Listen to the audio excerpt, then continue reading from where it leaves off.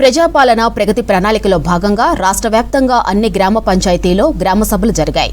కాంగ్రెస్ అధికారంలోకి వచ్చాక ఇప్పటి వరకు చేసిన అభివృద్ధి, అమలు చేసిన సంక్షేమ పథకాలు, ఇక నుంచి అమలు చేయే పథకాలు, అభివృద్ధి కార్యక్రమాలపై ప్రజలకు వివరించనున్నారు. సర్పంచులు, ప్రజాప్రతినిధులు పాల్గొనే సభల్లో పెండింగ్ సమస్యలు, పరిష్కార మార్గాలపై ప్రజలతో చర్చించారు.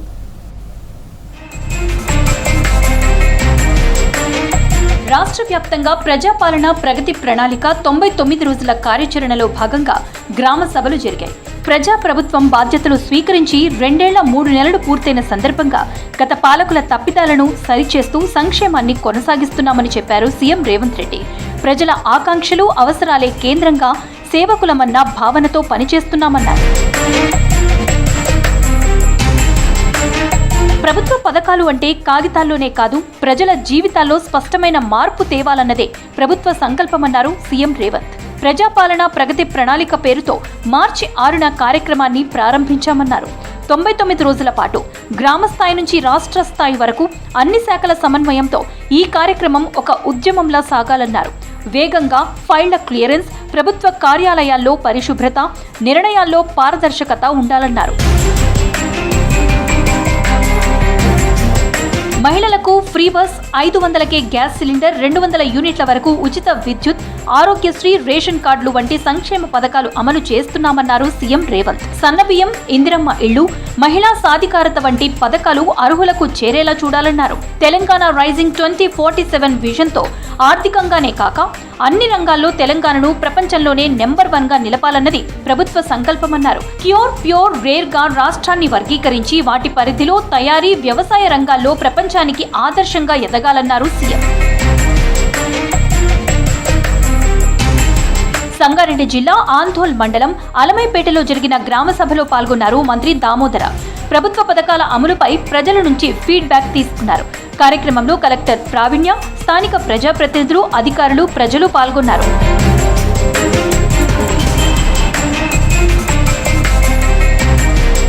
రాష్ట్రంలో 2 లక్షల మందికి కొత్తగా పెన్షన్లు ఇచ్చేందుకు ప్రభుత్వం సిద్ధంగా ఉందన్నారు శాసన మండలి చైర్మన్ గుత్తా సుఖేందర్ రెడ్డి. నల్గొండ జిల్లా చిట్యాల మండలంలో ప్రజాపాలన ప్రగతి ప్రణాళిక గ్రామ సభలో గుత్తా సుఖేందర్ రెడ్డితో పాటు ప్రభుత్వ విప్ వేముల వీరేశం పాల్గొన్నారు. ప్రతి నియోజకవర్గ పరిధిలో 3500 చొప్పున రాష్ట్ర వ్యాప్తంగా 4 లక్షల ఇందిరమ్మ ఇండ్లు మంజూరు చేస్తామన్నారు.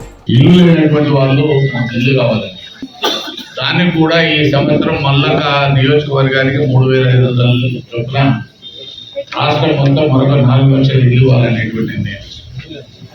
దాంట్లో గతంలో లేనటువంటి కొన్ని మార్పులు కూడా చేసినాం. ఎవరైతే సొంతంగా బేస్మెంట్ కట్టుకొని ఉన్నారో, లేకపోతే పిల్లలు వేసుకొని ఉన్నారో వాళ్ళని కూడా ఈ స్కీమ్ లో వాళ్ళకు కూడా ఇతర నిర్ణయాన్ని కూడా రాష్ట్ర ప్రభుత్వం తీసుకున్నదని ఈ సందర్భంగా దేశంలోని అన్ని రాష్ట్రాలకు తెలంగాణ రోల్ మోడల్ గా నిలుస్తుందన్నారు ప్రభుత్వ విప్ వేములవాడ ఎమ్మెల్యే ఆది శ్రీనివాస్. జూన్ 2 నుంచి రేషన్ కార్డు లబ్ధిదారులకు జీవిత బీమా పథకం అమలు చేస్తామని చెప్పారు.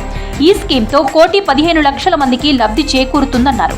గత పాలకులు 10 ఏళ్లు రేషన్ కార్డులు ఇవ్వకుంటే కాంగ్రెస్ పవర్లోకి వచ్చాక కొత్తవి ఇస్తున్నామని చెప్పారు. రాజన్న సిరిసిల్ల జిల్లా వేములవాడ పట్టణంలో వార్డు సభ, చెక్కపల్లిలో గ్రామ సభలో పాల్గొన్నారు.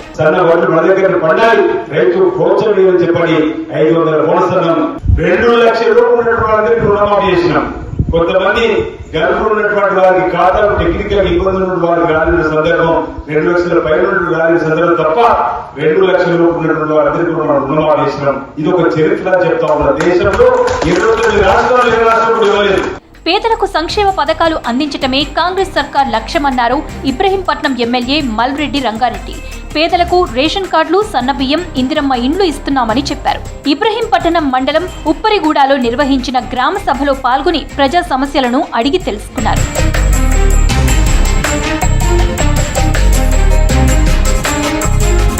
ప్రజలు ప్రభుత్వ సంక్షేమ పథకాలను సద్వినియోగం చేసుకోవాలని తెలిపారు నిర్మల్ జిల్లా కలెక్టర్ అభిలాష అభినవ్. నిర్మల్లోని 36, 37 వార్డుల్లో గ్రామ సభలో పాల్గొన్నారు. ప్రభుత్వ సంక్షేమ పథకాల కోసం స్థానికులు దరఖాస్తు చేసుకున్నారు. ప్రజల నుంచి వచ్చిన దరఖాస్తులను స్వీకరించారు కలెక్టర్. ప్రభుత్వం పేద ప్రజల సంక్షేమమే లక్ష్యంగా పనిచేస్తోందన్నారు కలెక్టర్ అభిలాష అభినవ్. ప్రతి ఆఫీసర్ ప్రతి ప్లేస్ లో కూర్చొని ఎన్ని ఫైల్స్ వచ్చినాయి, ఎన్ని పెండింగ్ ఉన్నాయి, ఫాస్ట్ గా క్లియర్ చేయాలి అని 99 డేస్ ప్రోగ్రామ్ లో పూర్తిగా ఫోకస్ చేస్తూ ఇది ఫాస్ట్గా చేయాలి, సిటిజన్స్కి ఎలాంటి ఇబ్బంది రాకుండా చూడాలి. అదే మన ప్రభుత్వం ఆలోచన. హన్మకొండ జిల్లా ధర్మాసాగర్ ముప్పారంలో గ్రామ సభలో ప్రభుత్వ లక్ష్యాలపై చర్చించారు సర్పంచ్ రేణుక. రాష్ట్రంలో ఎక్కడా లేని విధంగా విలేజ్ క్యాబినెట్ నిర్మాణం ఏర్పాటు చేశామన్నారు. క్యాబినెట్ నిర్మాణం చేసి వార్డు సమస్యలకు పని విభజన చేశామని తెలిపారు. రాష్ట్ర ప్రభుత్వం అమలు చేస్తున్న ప్రతి పథకం ప్రజలకే చేరేలా చూస్తున్నామని చెప్పారు. ఈ రోజు జరిగిన ఈ గ్రామ సభలో మేము చేయాల్సిన పనుల గురించి, వాళ్ళు చెప్పాల్సిన పనుల గురించి చర్చించుకోవడం జరిగింది.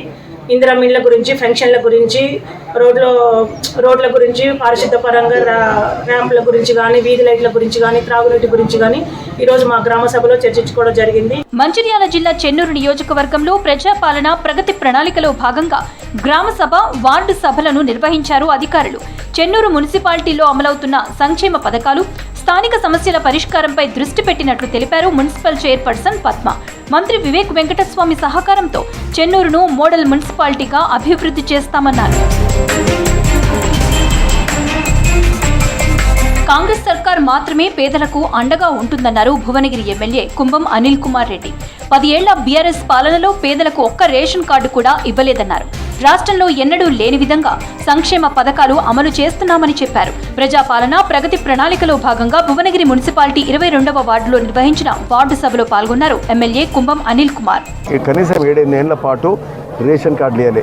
ఏడన్నా హుజూరాబాద్లోనో లేకపోతే మునుగోడు ఎలక్షన్ వస్తేనే రేషన్ కార్డులు ఇచ్చారు తప్పితే, అంటే ఎలక్షన్లకు లబ్ధి కోసం చేసారు తప్పితే మళ్ళీ ఎక్కడ ఏ ఊర్లో ఏ వార్డులో రేషన్ కార్డులు ఇవ్వని పరిస్థితి. మరి మేము ఈరోజు రేషన్ కార్డులు ఇచ్చే కార్యక్రమం చేస్తున్నాం, ఇందిరమ్మ ఇండ్లు ఇచ్చే కార్యక్రమం చేస్తున్నాం, సన్న బియ్యం ఇచ్చే కార్యక్రమం చేస్తున్నాం. పేదోడు ఆ దొడ్డు బియ్యం తినలేకపోతుండనే ఆలోచన నాటి ప్రభుత్వం చేయలే. ఈరోజు ముఖ్యమంత్రి గారి రేవంత్ రెడ్డి గారు అధ్యయనం, ఉత్తమ్ కుమార్ రెడ్డి గారు సివిల్ సప్లైస్ మినిస్టర్ గారు గొప్పగా ఈ కార్యక్రమం చేస్తున్నాం.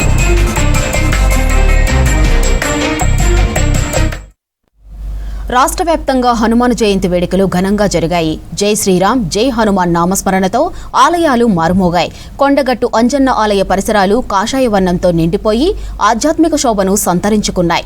స్వామివారిని దర్శించుకొని మొక్కులు చెల్లించుకున్నారు భక్తజనం. జిల్లాలో హనుమాన్ శోభాయాత్రను భక్తి శ్రద్ధలతో వైభవంగా నిర్వహించారు హనుమాన్ భక్తులు.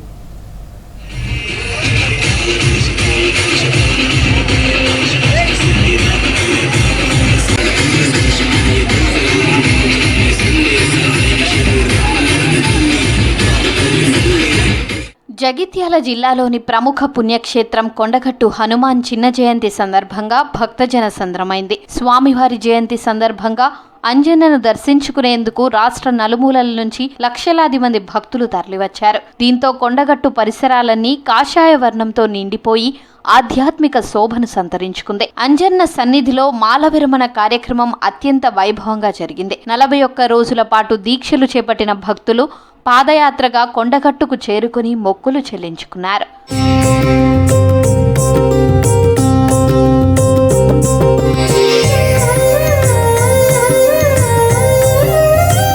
స్వామివారి దర్శనం కోసం గంటల తరబడి భక్తి శ్రద్ధలతో క్యూలైన్లో నిలబడి అంజన్న దర్శనం చేసుకున్నారు భక్తులు. చిన్న జయంతి అయినా పెద్ద జయంతి అయినా హనుమాన్ మాల దీక్ష విరమణ ఘట్టం కీలకమన్నారు భక్తులు. భక్తుల రద్దీని దృష్టిలో ఉంచుకొని ప్రత్యేక ఏర్పాట్లు చేశారు దేవస్థాన అధికారులు. అన్నదాన కార్యక్రమాలు, మంచినీటి వసతులు కల్పించారు.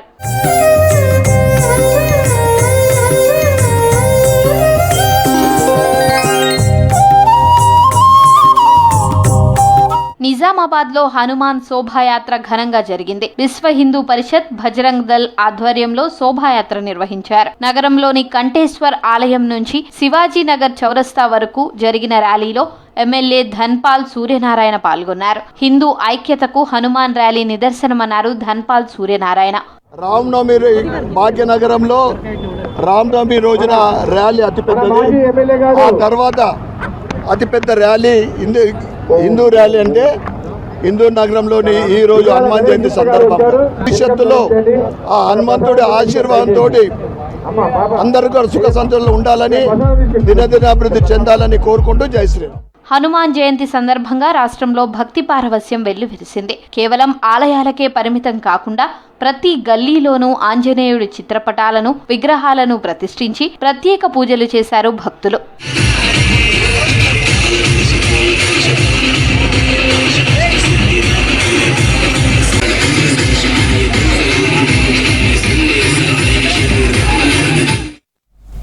సంగారెడ్డి జిల్లా జోగుపేటలో కొలువైన శ్రీ జోగినాథ స్వామి ఆలయ జాతర తెలంగాణలోని అత్యంత విశిష్టమైన ఆధ్యాత్మిక వేడుకల్లో ఒకటి. ఈ జాతర సందర్భంగా పట్టణంలో ఆధ్యాత్మిక వాతావరణం నెలకొంది. శతాబ్దాల చరిత్ర కలిగిన శ్రీ జోగినాథ స్వామి జాతర ఘనంగా జరుగుతోంది. ప్రత్యేకతల సమాహారంగా నిలిచిన ఈ జాతర భక్తులను ఆకట్టుకుంటోంది.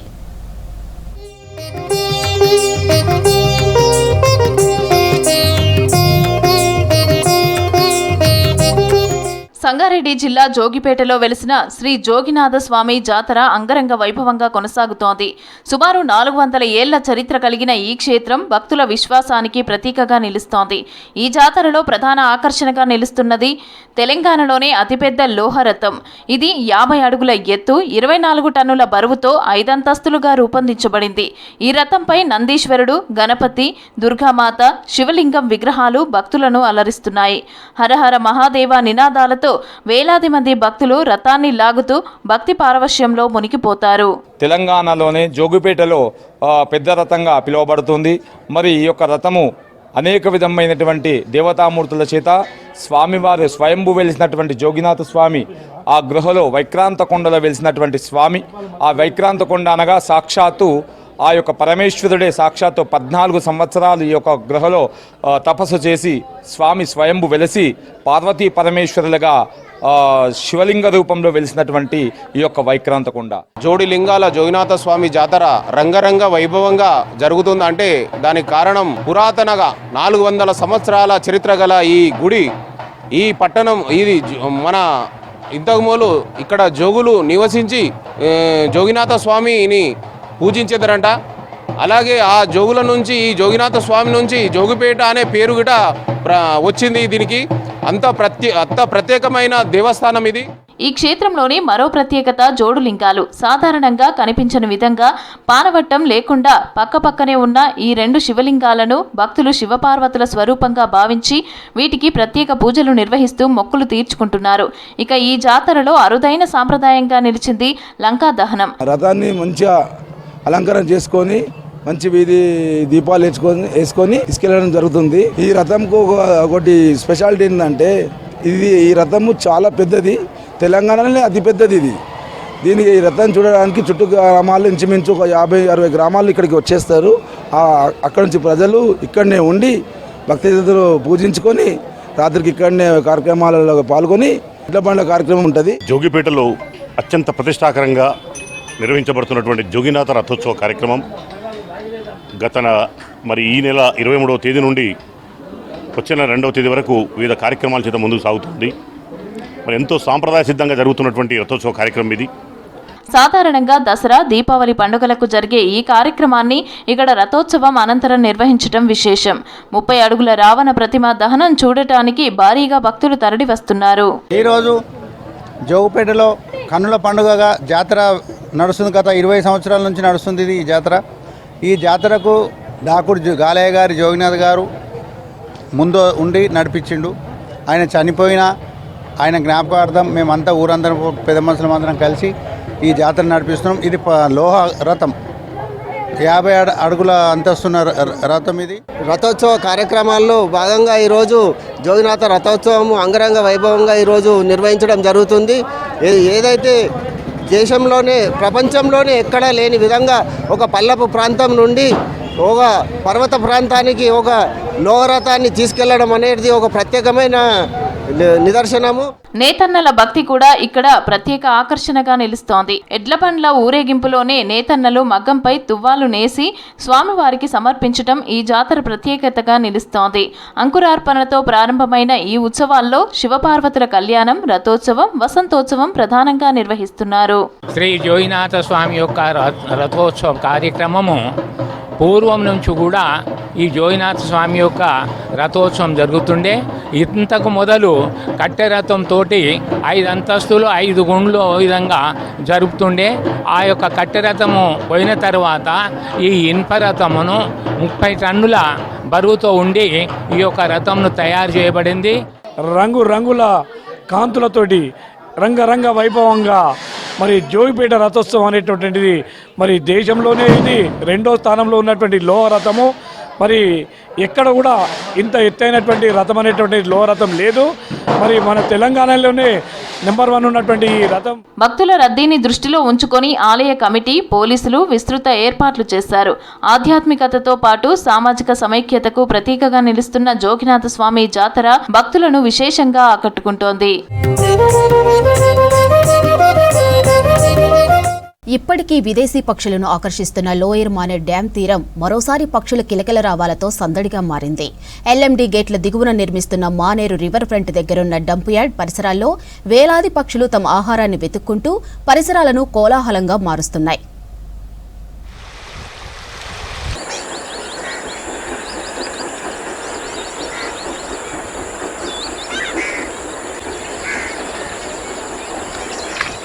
ఎండిన కొమ్మలపై తెల్లటి పువ్వుల్లా కనిపిస్తున్న ఈ పక్షుల్లో కొంగలు, ఇతర జాతి పక్షులు కనువిందు చేస్తున్నాయి. కరీంనగర్ మానేరు తీరంలోని ఖాళీ ప్రదేశంలో నీటి మడుగు మధ్య ఎండిన చెట్లపైకి చేరి ఇలా అందరినీ ఆకర్షిస్తున్నాయి. మరోవైపు ఇక్కడి మానేరు తీరంలో వేలాది రోజీ స్టార్లింగ్ పక్షులు సందడి చేస్తున్నాయి. మధ్య ఆసియా, ఐరోపాలో కనిపించే ఈ వలస పక్షులు సాయంత్రం సమయంలో ఆకాశంలో రెక్కలాడిస్తూ సూర్యుడికి వీడ్కోలు పలుకుతున్నట్లుగా ఉన్న ఈ అద్భుత దృశ్యాలు చూపర్లను ఆకట్టుకుంటున్నాయి. జిల్లాలోని పరిసరాలు శీతాకాలంలో వలస పక్షులకు ముఖ్యమైన నిలయంగా మారాయి. ఇక్కడ అంతరించిపోతున్న అరుదైన Indian skimmers, rosy starlings, grey heron వంటి రకాలు సందడి చేస్తూ పర్యాటకులను ఆకట్టుకుంటున్నాయి.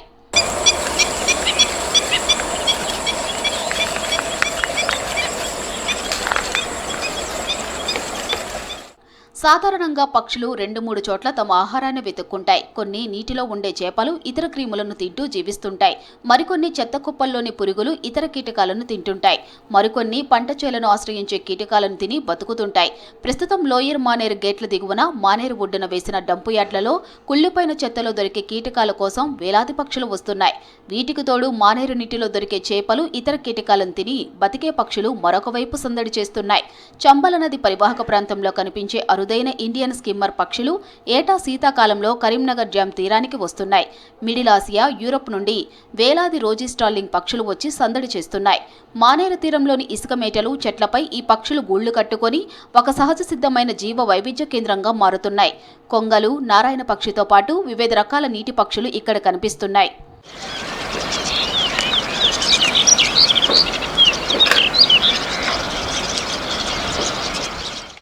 మానేరు తీరంలో ప్రస్తుతం సందడి చేస్తున్న దేశీయ, విదేశీ, స్థానిక పక్షుల కిలకల రావాలతో ఒక పక్షి సంరక్షణ కేంద్రంలా కనిపిస్తోంది. ముఖ్యంగా బ్లాక్ వింగ్డ్ స్టిల్ పక్షులను గమనిస్తే ఇవి తెల్లటి శరీరం, నల్లటి రెక్కలు మరియు విలక్షణమైన పొడవైన ఎర్రటి కాళ్లతో నీటి అంచున ఎంతో అందంగా కనిపిస్తున్నాయి. ఇవి నీటిలోని చిన్న చిన్న కీటకాలను, నత్తలను వేటాడి తింటున్నాయి. అదేవిధంగా బ్లాక్ హెడెడ్ ఐబిస్ పక్షులు తమ తెల్లటి శరీరంపై నల్లటి తల, వంపు తిరిగిన ముక్కుతో ప్రత్యేకంగా కనిపిస్తున్నాయి. ఇవి బురదలో ముక్కును దుర్చి ఆహారాన్ని వెతకడంలో ఆరితేరినట్లు కనిపిస్తున్నాయి. పశ్చిమ ఆసియా, యూరప్ ప్రాంతాల నుండి వలస వచ్చే గులాబీ రంగు గోరువంకలు గుంపులు గుంపులుగా ఆకాశంలో సందడి చేస్తుంటాయి. ఇవి పంటలను పాడు చేసే మిడతలను ఆహారంగా తీసుకొని రైతులకు మేలు చేస్తాయి. ఇక స్థానికంగా ఉండే స్పాట్ బిల్డ్ డక్స్ తమ ముక్కు చివర ఉండే పసుపు రంగు చుక్కతో ప్రత్యేకంగా కనిపిస్తాయి. ఇవి ప్రధానంగా నీటి మొక్కలు, గింజలను తింటూ ఇక్కడి నీటిపై తేలియాడుతూ ఉంటాయని బర్డ్ లవర్స్ చెప్తున్నారు.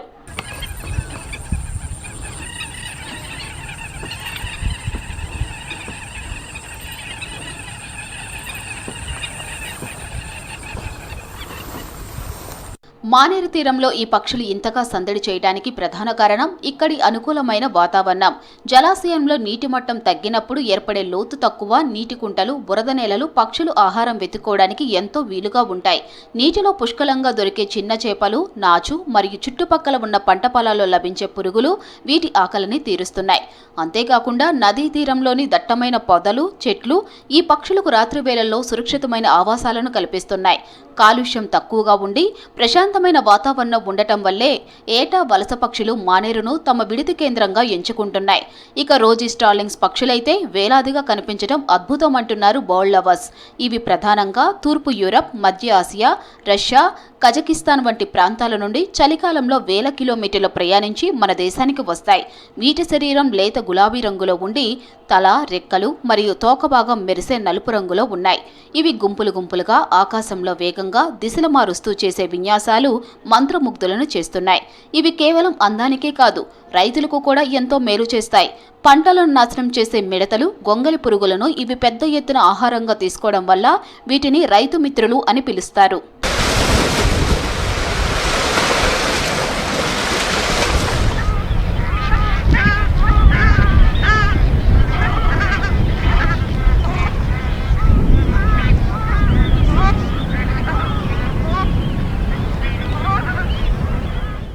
ఆకాశంలో వేలాది పక్షులు ఒకేసారి ఒక క్రమ పద్ధతిలో మేఘంలాగా దిశలు మారుస్తూ చేసే ఆ విన్యాసాన్ని మర్మరేషన్ అని పిలుస్తారు.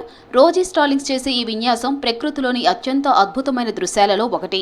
ఈ రోజీ స్టార్లింగ్స్ గుంపులు గుంపులుగా ఆకాశంలో ప్రయాణిస్తున్నప్పుడు అవి ఒకదానికొకటి తగలకుండా సెకండ్లో 10వ వంతు కాలంలోనే దిశను మార్చగలవు.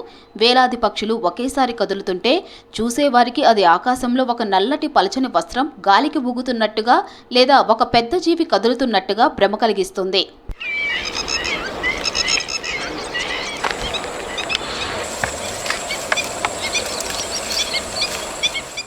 సాధారణంగా ఈ విదేశీ పక్షులు మన దగ్గర సెప్టెంబర్ లేదా అక్టోబర్ నెలల్లో రావటం మొదలు పెడతాయి. మే నెలాఖరు వరకు ఇక్కడే విడిది చేస్తాయి.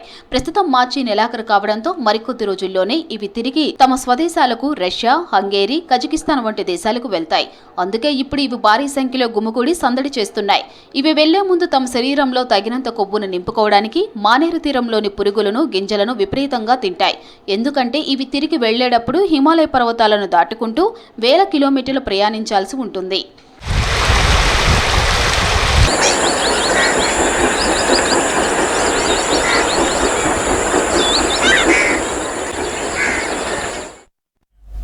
శతాబ్దాల చరిత్ర, శత్రు దుర్భేద్యమైన కట్టడాలు, కాకతీయుల కాలం నాటి యుద్ధ తంత్రాలకు సజీవ సాక్ష్యాలు ఆ కోటలు. కానీ నేడు ఆ చారిత్రక సంపద శిథిలమవుతుంది. కరీంనగర్ జిల్లాలోని మొలంగూరు కిల్లా ఇప్పుడు అక్రమార్కుల గుప్త నిధుల వేటలో నలిగిపోతుంది. ఒకవైపు ప్రభుత్వం పర్యాటక అభివృద్ధిని చెబుతుంటే మరోవైపు గుప్త నిధుల ముఠాలు కోట పునాదులను తవ్వేస్తున్నాయి.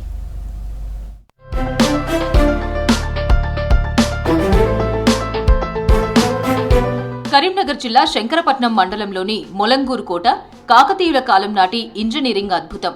ప్రతాపరుద్రుడి కాలంలో ఒరగిరి మొగ్గరాజు నిర్మించిన ఈ కోట అటు ఓరుగల్లుకు, ఇటు ఎలగందుల కిల్లాకు రక్షణ కవచంగా ఉంది.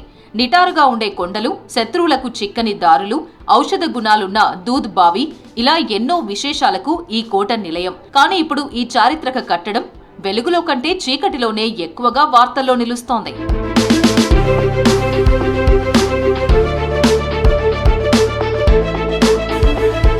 కొంతకాలంగా మొలంగూరు గ్రామంలో గుప్త నిధుల తవ్వకాల గుబులు పట్టుకుంది. వారంలో 2-3 సార్లు వరుసగా జరుగుతున్న తవ్వకాలపై గ్రామస్తులు ఆందోళన వ్యక్తం చేస్తున్నారు. రాత్రి వేళల్లో గుర్తు తెలియని వ్యక్తులు కోట పరిసరాల్లో తిరుగుతూ పురాతన విగ్రహాలు, కట్టడాల దగ్గర తవ్వకాలు జరుపుతున్నారు. ముఖ్యంగా దూద్బావి వైపు వెళ్లే దారిలో ఉన్న ఆంజనేయ స్వామి, శ్రీకృష్ణుడి శిలల దగ్గర 30 మీటర్ల లోతు వరకు తవ్వకాలు జరపడం పరిస్థితి తీవ్రతకు అద్దం పడుతోంది. ఒక కిలగుట్టకు రోజు తిరుగుతూనే ఉంటాం. గుట్టకు మేకలు కాస్తుంటాం. లెఫ్ట్ సైడ్ లా మేము వెళ్తా అంటే రాంగపోగా గొర్రె కోడిపిల్లని కోసాడు వేసారు. తర్వాత పసుపు కుంకుమ వేసిన బొమ్మకు అని చూసాం మేము 3 రోజుల క్రితం. చూస్తా అంటే తవ్వకాలు జరుగుతున్నాయి. ఏడు చూసినా తవ్వకాలే. వెనకటి నుంచి మేము 20 ఏళ్ళ నుంచి చూసినా ఎప్పుడు కనవలేదు, కానీ ఈ మధ్యలో కనబడతాయి. బాగా జరుగుతున్నాయి. వర్షాకాలం నుంచి ఎండాకాలం కనుక ఎక్కడ పడితే అక్కడనే పొక్కలు దొరుకుతున్నారు. ఇప్పుడు వస్తారో రాత్రి ఎవరు వస్తారు, కానీ మాకేం కనబడదు. పోచమ్మ గుడి దగ్గర పొన్నంకుంట సమీపంలో విగ్రహాలకు పసుపు కుంకుమ చల్లి క్షుద్ర పూజలు చేస్తున్నారని స్థానికులు అంటున్నారు. పూర్వీకులు కట్టిన ఈ కోటను ఇలా నాశనం చేస్తుంటే చూడలేకపోతున్నామని ఆవేదన వ్యక్తం చేస్తున్నారు. అధికారులకు ఫిర్యాదు చేసినా తాత్కాలికంగా వచ్చి చూసి వెళ్తున్నారు తప్ప శాశ్వత పరిష్కారం చూపడం లేదంటున్నారు స్థానికులు. నిజానికి మొలంగూరు కోట అభివృద్ధికి తెలంగాణ ప్రభుత్వం గతంలో కొన్ని చర్యలు చేపట్టింది. కరీంనగర్ పోలీసులు ఇక్కడ ట్రెక్కింగ్ నిర్వహించి పర్యాటక ప్రాంతంగా గుర్తింపు తెచ్చే ప్రయత్నం చేశారు. కానీ క్షేత్రస్థాయిలో రక్షణ కరువైందే. సింగమ నాయకుని కుమారులు తలదాచుకున్న చరిత్ర ఉన్న ఈ కోట నిజాం రాజుల కాలంలోనూ కీలకంగా ఉండేది.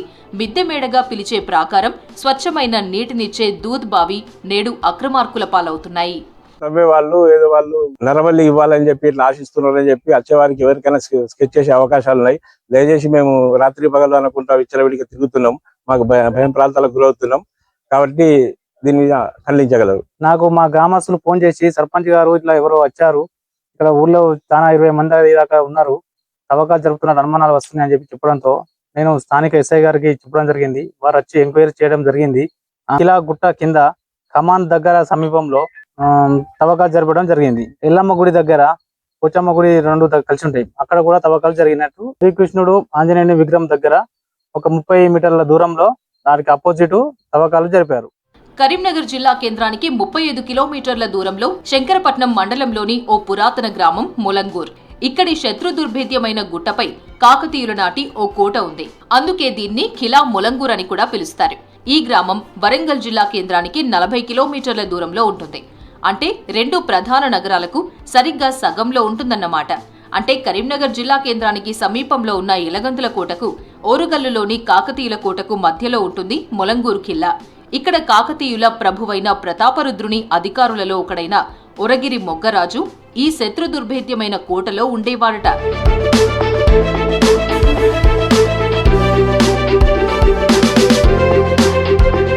ఈ దుర్గానికి పటమటి వైపు నున్నటి బండరాయి, ఉత్తరం వైపు కోటపైకి ఎక్కడానికి వీలులేని నిటారుగా ఉండే బండరాళ్లు ఉంటాయి.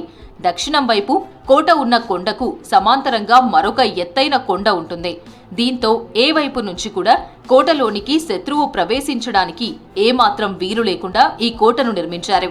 ఉమ్మడి కరీంనగర్ జిల్లాలోని ఎలగందుల, రామగిరి, జగిత్యాల మొదలైన కోటలుండగా ఈ ములంగూరు కోట కూడా ఓరుగల్లును, గోలకొండను పాలించిన రాజుల పాలనలో ఉండిపోయింది. ఆ రాజు ఈ దుర్భేద్యమైన కోటను తమ అవసరాలకు అనుగుణంగా ఎన్నో విధాలుగా ఉపయోగించుకునేవారని ఇక్కడి వారు చెబుతుంటారు.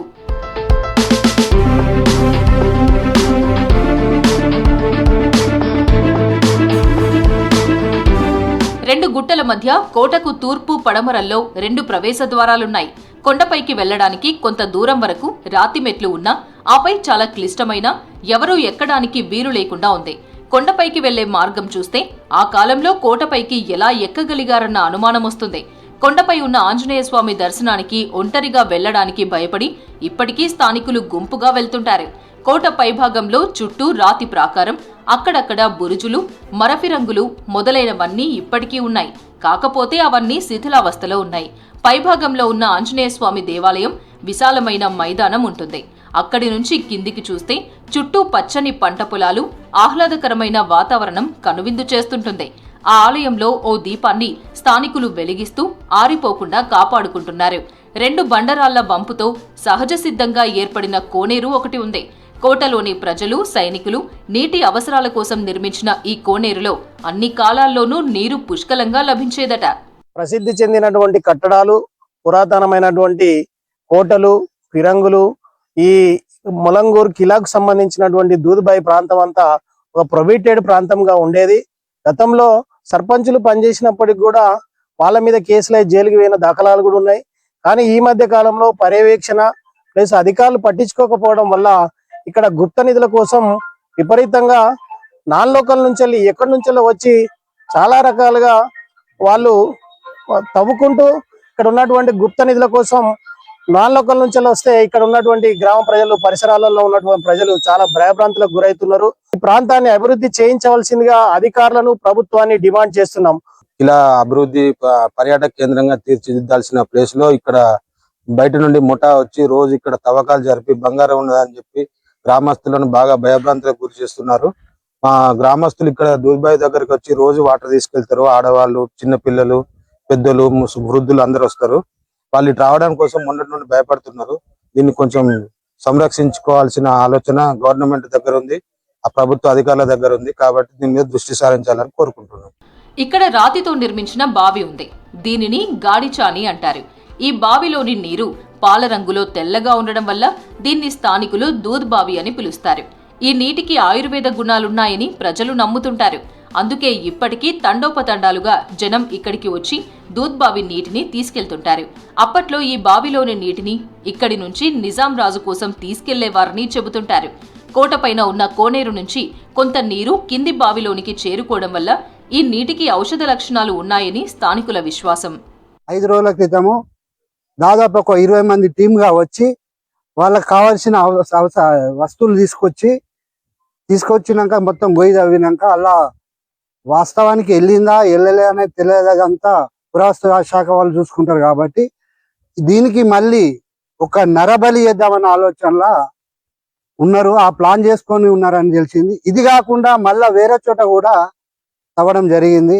ఇది పురావస్తు శాఖ వాళ్ళు తీవ్రంగా ఇది ఖండించాలి. ఇది మళ్ళీ జరగకుండా చూడాలి. తర్వాత మళ్ళీ ఇది ఎప్పటికీ రిపీట్ కాకుండా చూడాలని మేము కోరుకుంటున్నాం. ఇంతటి చారిత్రక నేపథ్యమున్న మొలంగూర్ కిల్లాకు గుప్త నిధుల వేటగాళ్ల నుంచి ముప్పు పొంచి ఉండడంతో గ్రామస్తులు శంకరపట్నం పోలీసులకు ఫిర్యాదు చేసి పురావస్తు శాఖ అధికారులకు సమాచారం అందించారు. కోట దగ్గర నిరంతర నిఘా ఉంచాలని, ఒక పోలీస్ అవుట్పోస్ట్ ఏర్పాటు చేయాలని స్థానికులు డిమాండ్ చేస్తున్నారు. ఇప్పటికైనా పురావస్తు శాఖ, జిల్లా యంత్రాంగం స్పందించి ఈ చారిత్రక సంపదను కాపాడాలని జనం కోరుతున్నారు. సూర్యాపేట జిల్లాలో ఒక అరుదైన చెట్టు కల్లు ఇప్పుడు ట్రెండింగ్ గా మారింది. మనకు తెలిసిన తాటి, ఈత కల్లు కాకుండా సల్ఫీ కల్లు అనే ప్రత్యేకమైన పానీయం ఇప్పుడు అక్కడ ప్రజలను ఆకట్టుకుంటోంది. ఛత్తీస్గఢ్ అరణ్యం నుంచి తెలంగాణకు చేరిన ఈ చెట్టు కల్లు ఇప్పుడు ఒక కుటుంబానికి జీవనాధారంగా మారింది.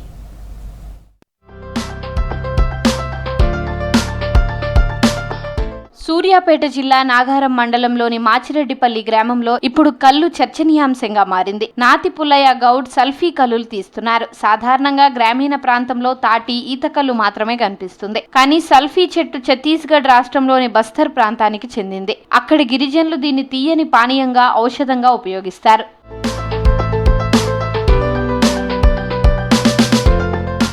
20 ఏళ్ల కింద ఒడిశాకు వలస వెళ్లిన పుల్లయ్య అక్కడ సల్ఫీ చెట్లను చూసి ఆకర్షితుడయ్యాడు. తన ప్రాంతానికి కూడా ఈ చెట్టును తీసుకురావాలని గింజలను తెచ్చి నారు పోశాడు. అందులో కేవలం 2 చెట్లు మాత్రమే బతికినా ఈ రోజు అవే అతనికి ఆదాయ వనరుగా మారాయి. ఈ చెట్టు నుంచి కల్లు తీస్తూ రోజుకు సుమారు 40 సీసాల కల్లు అమ్ముతున్నాడు.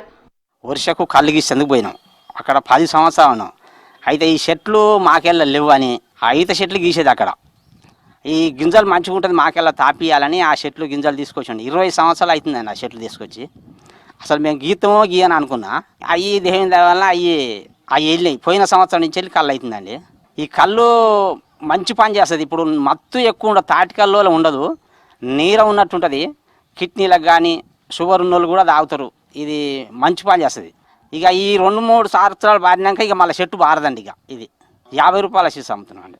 ఇక్కడ సల్పికల్ అనేది ఇక్కడ నాతిపల్లి పెట్టిండు ఆయన. అక్కడ వర్షకు పోయి తాళ్ళుగా పోయి తెచ్చి పెట్టాక కూడా మేము చూసినాం. ఇప్పుడు ఈ మధ్యలో చెట్లు చూసినాం. ఇక్కడికి వచ్చి చూస్తే చెట్లు బాగానే ఉన్నాయి.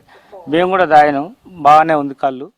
సల్ఫీ కల్లు రుచికరంగా ఉండడమే కాకుండా దీర్ఘకాలిక వ్యాధులకు కూడా ఉపయోగపడుతుందని చెబుతున్నారు స్థానికులు. దీంతో సల్ఫీ కల్లును ప్రజలు ఇష్టపడుతున్నారు. దీంతో చుట్టుపక్కల గ్రామాల నుంచి ప్రజలు పెద్ద ఎత్తున ఇక్కడికి చేరుకుంటున్నారు.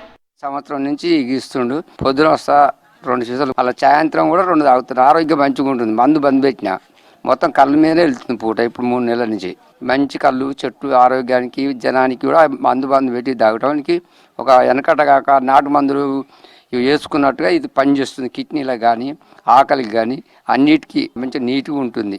కళ్ళు మాత్రం చాలా టేస్టీగా ఉంటుంది. ఇంకోటి ఆరోగ్యానికి కూడా చాలా బాగుంటుంది. హెల్దీకి అయితే సూపరు. ఈ చుట్టుపక్కల గ్రామాల నుంచి నేను చూస్తున్న సరౌండింగ్ నుంచి అయితే ఈ చుట్టుపక్కల గ్రామాల చాలా వాళ్ళు వస్తారు. తెలిసిన వాళ్ళు అయితే ఆల్కహాల్ దాన్ని అనేది బంద్ చేసి ఈ సల్ఫికల్ తాగడం చాలా ఆరోగ్యానికి చాలా మంచిది. ఇక్కడ గ్రామంలో ఈత కళ్ళు, తాటి కళ్ళు దానికన్నా దీని కళ్ళు రుచి ఎక్కువ ఉంటుందని చెప్పడం వల్ల చుట్టుపక్కల ఇక్కడ తాగిన వాళ్ళు మా ఫ్రెండ్స్ కానీ లేకపోతే బంధువులకు కానీ చుట్టుపక్కల గ్రామాలకు మా ఊళ్ళో ఒక ప్రత్యేకత ఉంది. ఒక సల్ఫీ కళ్ళు, దాన్ని గిల్క కళ్ళు అంటారు. దాన్ని తాగడం వల్ల ఆరోగ్యానికి మంచిగా ఉంటుంది. ప్రకృతిలో దాగి ఉన్న సంపదను గుర్తించి దాన్ని జీవనాధారంగా మార్చుకున్న పుల్లయ్య గౌడ్ ఇప్పుడు ఎందరికో ఆదర్శనీయంగా నిలుస్తున్నాడు. నలుగురు కలిస్తేనే సంఘం. ఆ సంఘం ఐక్యంగా ఉంటే అద్భుతాలు సృష్టించొచ్చని నిరూపిస్తోంది మెదక్ జిల్లాలోని టేక్మాల్ రైతు ఉత్పత్తిదారుల సహకార సంఘం. 3 ఏళ్లలోనే 750 మంది సభ్యులతో లక్షలాది రూపాయల టర్నోవర్ గడిస్తూ అన్నదాతకు వెన్నుముకగా నిలుస్తోంది. తాజాగా ఈ సంఘం సేవలకు గుర్తింపుగా రాష్ట్ర స్థాయి ఉత్తమ పురస్కారం వరించింది.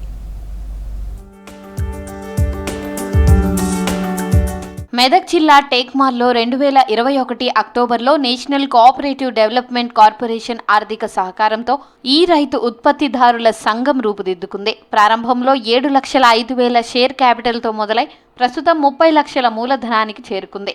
ఈ ప్రయాణంలో 750 మంది రైతులను ఒకే తాటిపైకి తీసుకొచ్చి వారికి సాగులో ఎదురయ్యే ప్రతి సమస్యకు పరిష్కారం చూపుతోంది సంఘం.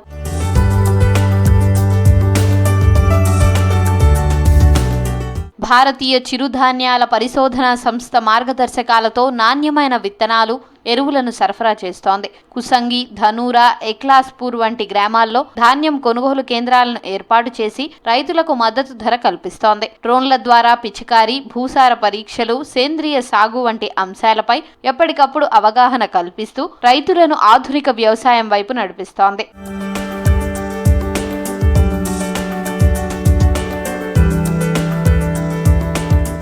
13 లక్షల ఖర్చుతో ధాన్యం ఆరబెట్టే యంత్రాన్ని కొనుగోలు చేసి తక్కువ అద్దెకే రైతులకు అందుబాటులోకి తెచ్చింది రైతు సహకార సంఘం. ఇది ఒకేసారి 45 క్వింటాళ్ల ధాన్యాన్ని ఆరబెడుతోంది. ఐసిఐసిఐ ఫౌండేషన్ సహకారంతో వరికోత మిషన్, ట్రాక్టర్, బేలర్లతో పాటు చిరుధాన్యాల ప్రాసెసింగ్ యూనిట్ను ఏర్పాటు చేశారు. చైర్మన్ మొగులయ్య, సీఈఓ వెంకటేశం ఆధ్వర్యంలో డైరెక్టర్ల బృందం నిరంతరం శ్రమిస్తూ రాజేంద్రనగర్ చిరుధాన్యాల పరిశోధనా సంస్థ నుంచి రాష్ట్ర స్థాయి అవార్డును అందుకునే స్థాయికి సంఘాన్ని తీసుకెళ్లారు. ఈ యొక్క ఐసిఐసిఐ ఫౌండేషన్ వాళ్ళు అదే విధంగా ఈ యొక్క చిరుధాన్యాల ప్రాసెసింగ్ యూనిట్ను కూడా మాకు అందించడం, దానికి మేము ఈ యొక్క షెడ్ నిర్మాణాన్ని ఒక 13-14 లక్షలతోటి దాన్ని ఇక్కడ మా కుసంగి గ్రామంలోని అందరూ కలిసి మాకు ఈ యొక్క డొనేట్ చేసినటువంటి ప్రాంతంలోనే ఈ యొక్క దాన్ని షెడ్ నిర్మాణం కూడా మేము నిర్మించుకోవడం జరుగుతుంది. టేక్మాల్ మండలం యూనియన్ బ్యాంకులో అకౌంట్ చేసాం. ఆ డబ్బులతోటి రైతులకు కావాల్సిన ఫర్టిలైజర్ కానీ, ఎరువులు కానీ, వడ్ల కొనుగోలు సెంటర్ సంబంధించినటువంటి కూడా ఈ మిషన్లకు సంబంధించినటువంటి ఆ లావాదేవీలను మనం అందరు సభ్యులతో తీర్మానంతో అందరి ఆమోదంతో మేము ఉపయోగించుకుంటున్నాం. రోటీ మేకర్ కావచ్చు, ఈరోజు ఇడ్లీకి సంబంధించిన మిల్లెట్స్ అంటే చిరుధాన్యాలు ఏవైతే ఉత్పత్తి చేస్తావో వాటన్నీ కూడా ఇక్కడ మనం చేసి ఇక్కడ నుంచి మనం ట్రాన్స్పోర్ట్ చేసే విధంగా ఈ యొక్క మిషన్ ఏర్పాటు చేయడం జరుగుతుంది. ముందు ఈ సొసైటీ కూడా ఇంకా సంఘ సభ్యులను ఎక్కువ చేర్చుకొని గొప్ప స్థాయిలో ఉండాలని మనస్ఫూర్తిగా కోరుకుంటున్నాం. రైతులంతా ఏకమైతే లాభసాటి వ్యవసాయం సాధ్యమని టేక్మాల్ రైతు ఉత్పత్తిదారుల సహకార సంఘం నిరూపిస్తోంది.